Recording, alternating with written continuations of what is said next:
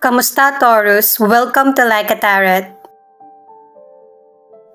Alamin natin kung ano ang advice ng mystical card sa iyo. Naiba yung view natin, diba? Kasi nga, ang mahal ng tripod. Pinag-ipunan ko, tapos hinintay ko pa yung sale. 1 taon mahigit ako nag-ipon para mabili tong tripod na to eh. Angels and guides, please guide us. Ano ang reading para sa mga Taurus? Ay, teka lang guys, kunin ko lang yung booklet. Mas malinaw kasi kapag binabasa sa booklet. Death. Ang ibig sabihin ng card na ito na yung cycle ng buhay natin, parte yung ending. At saka yung booklet ko guys, puro sulat sa Tagalog para mabilis ko masabi sa inyo. Birth, rebirth. Connected ito sa death na ang ibig sabihin may mga painful or changes na mangyayari sa buhay mo pero maganda naman yung magiging kapalit. New life or new vision, yun yung nakalagay sa booklet.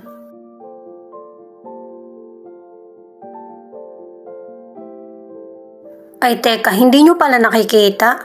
Nasa ununan ko kasi yung camera. Hindi ko napansin. Next time ayusin ko guys.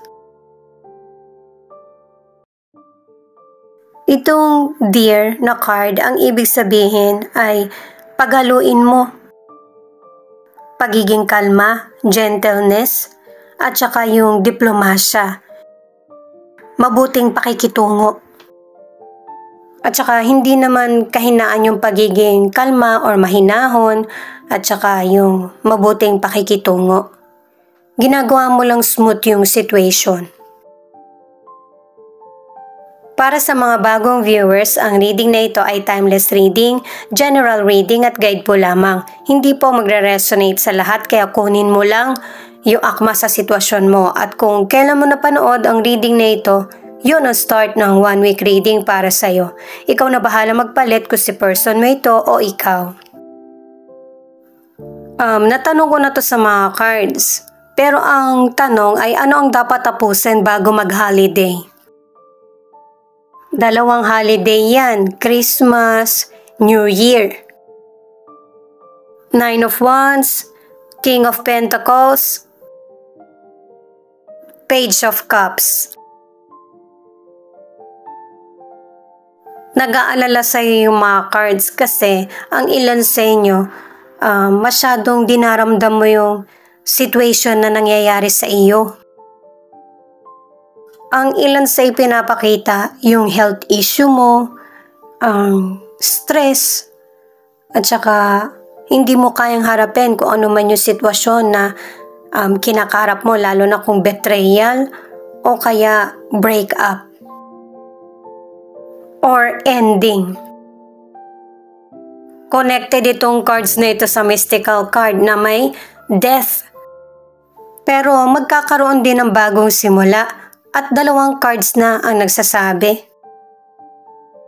Ang ilan sa inyo sa career, may trabaho ka man, pero parang feeling mo na i-stress ka or pressure. Ang ilan naman sa inyo, ang tagal mo nang naghahanap ng trabaho, or maybe naiisip mo na walang tatanggap sa'yo, kaya may trabaho ka man o wala. Nagtayo ka ng sarili mong negosyo, at naging matagumpay ito. At mas masaya ka pa na ikaw yung nagmamanage at magtutuloy ito, magtatagal yung karir mo o kaya negosyo.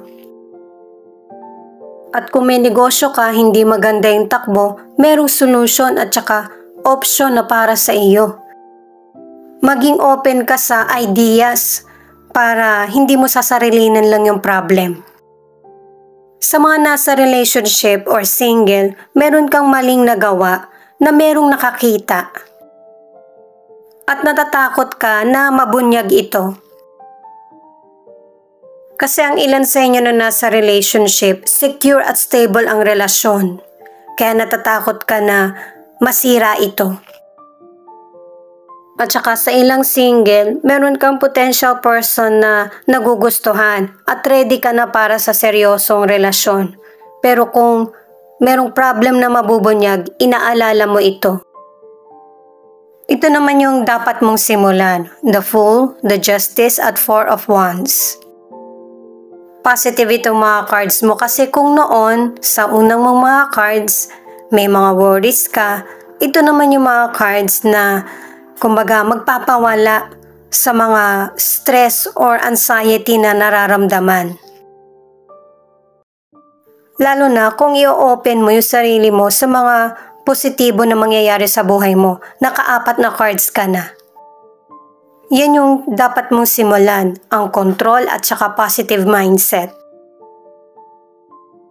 Sa financial, ang ilan sa inyo, meron kang bagong sisimulan. Pwedeng mag-travel ka or palalaguin mo yung negosyo mo or mas palalawigin mo pa yung kaalaman patungkol sa karir mo. At ang advice ng mga cards ay kailangan ng balanse kahit na secure or stable na ang financial na meron ka. Sa mga single, magkakaroon ka ng bagong kakilala or karelasyon na hindi mo inaasahan. At ito na yung time na darating yung good karma sa iyo na kung hindi maganda yung relasyon mo sa nakaraan, itong next ay hindi ganon. Kumbaga, mas maayos na. Pero syempre guys, meron pa rin namang weakness yung person, kaya kailangan mong bumalanse para magkaroon ka ng long-term na relasyon. Makikilala mo siya sa celebration or ipapakilala siya sa iyo. Pero ang ilan sa inyo, yung ipapakilala sa iyo, mukhang kilala mo na. Ang ilan naman na nasa relationship ay magkakaroon ng bagong simula ang relasyon nyo ng person mo. Meron ng fairness at saka balanse. Pero ang ilan sa inyo talagang maayos na yung relasyon noon pa. May happy family life, success at stable ang relasyon. Merong long term. Ito yung mga cards mo para sa outcome.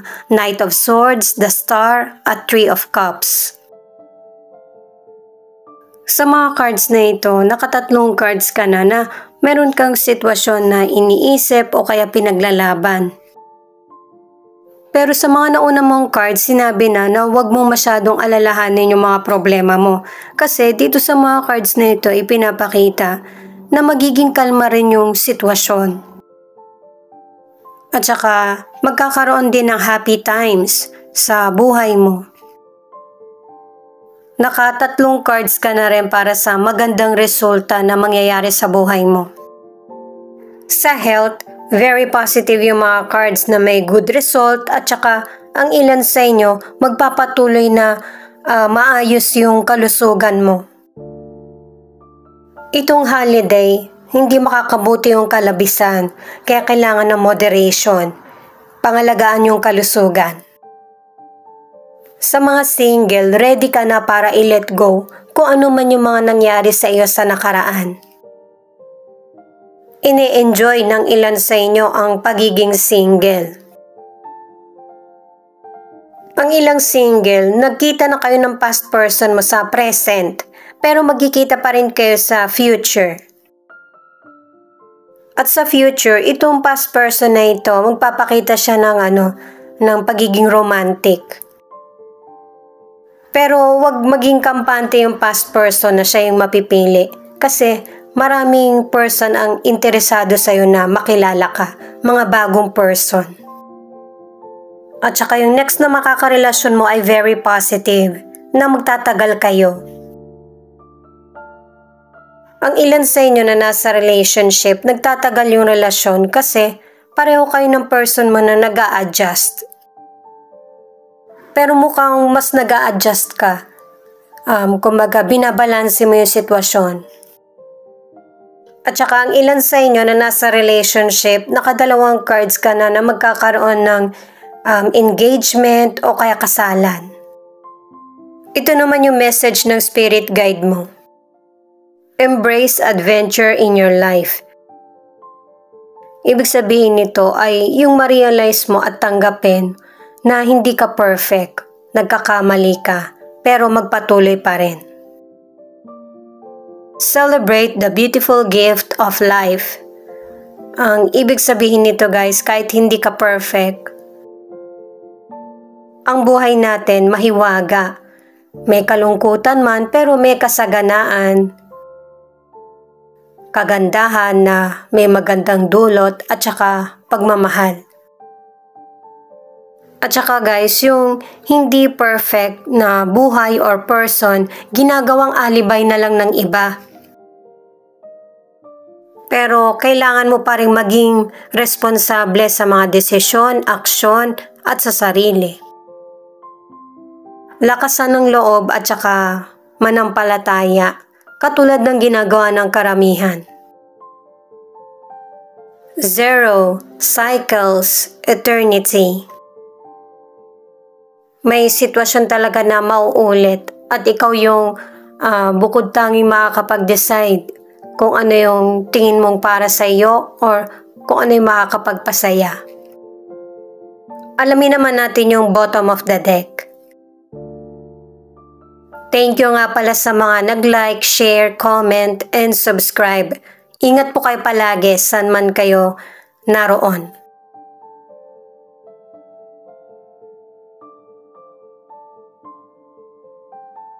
Itong 5 of Cups ay pinapaunawa sa iyo na sa bawat sitwasyon or chapter ng buhay natin ay may mga challenges na dumarating talaga. Kaya kung kailangan bumalik ka ulit sa simula katulad nitong The Death na merong new beginning, yun ulit ang gagawin ng universe para maunawaan mo ang situation mo.